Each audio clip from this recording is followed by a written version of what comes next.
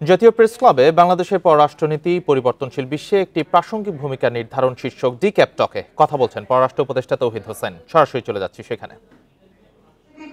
আপনার কাছে একটু স্পষ্টভাবে জানতে চাই, তিনি যদি দেশে ফিরতে চান প্রক্রিয়াটা কি হবে? আমরা একাধিকবার বিগত সরকারের সময় শুনেছি তার কাছে পাসপোর্ট নেই, তিনি কোন আশ্রয় যুক্তরাজ্যে আছেন সেটি স্পষ্ট নয়। তার ইতিমধ্যে দেখলাম তিনি ভোটার তালিকায় তার নাম নেই। তার ব্যাপারে তিনি দেশে ফিরতে চাইলে কূটনৈতিক প্রক্রিয়াটা কি হবে? আরেকটি জানতে চাচ্ছিলাম, ইতিমধ্যেই সাবেক প্রধানমন্ত্রী খালেদা জিয়া অসুস্থ, তিনি সুস্থ হলে তাকে দেশের বাইরে নিয়ে যাওয়া হবে। তিনি যেহেতু সাবেক প্রধানমন্ত্রী, তার বাইরে নিয়ে যাওয়ার ক্ষেত্রে সরকার সুবিধা দিবে কিনা বা সরকারি ভাবে তিনি বাইরে যাবেন কিনা। আর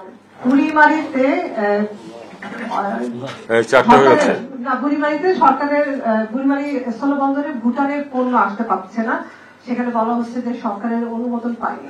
সেই বিষয়টি আপনি অবহিত কিনা? আমি তারেক রহমান ইস্যুতে একটা সাথে অ্যাড করি। ওনার স্ট্যাটাসের পরিপ্রেক্ষিতে কেউ কেউ এটি বলছেন বা লিখছেন যে যারা আসার ক্ষেত্রে যে বিষয়টা সেটা স্পর্শকাতর উনি প্রকাশ করতেও পারছেন না। কেউ কেউ বলছেন যে এই বাধাটা কি বাংলাদেশ সরকারের ভেতরে সরকার অথবা কোন সংস্থা, সেটি সামরিক বাহিনী বা বিশেষ কোন সংস্থা, নাকি বাইরের একটি বা দুটি দেশের নামও আসছে। আপনারা আনুষ্ঠানিকভাবে তারেক সাহেবের স্ট্যাটাস সম্পর্কে জানেন কিনা এবং কোন দেশ আপনাদেরকে কিছু জানিয়েছেন কিনা?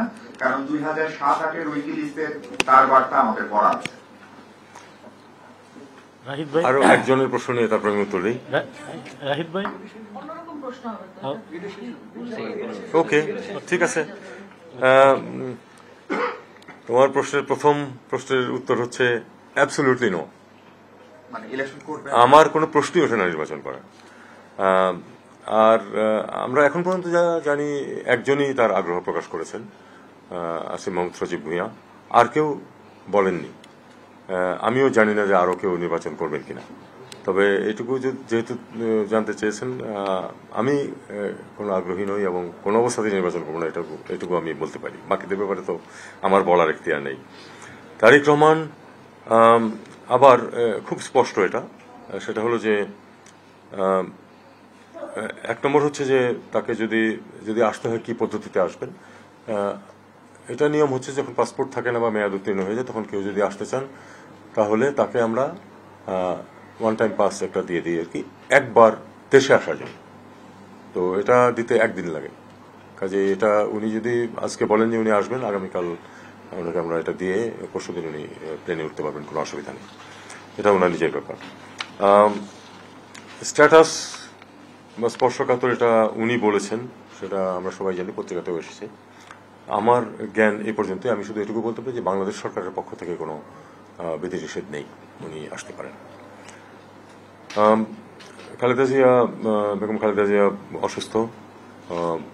উনি যদি এই মুহূর্তে উনি আসলে বিদেশে তাকে নিয়ে যাওয়ার মতো অবস্থায় নেই।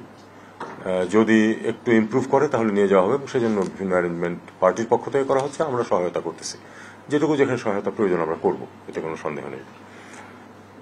বুড়িমারির ব্যাপারটা আমার খুব ভালো জানা নেই।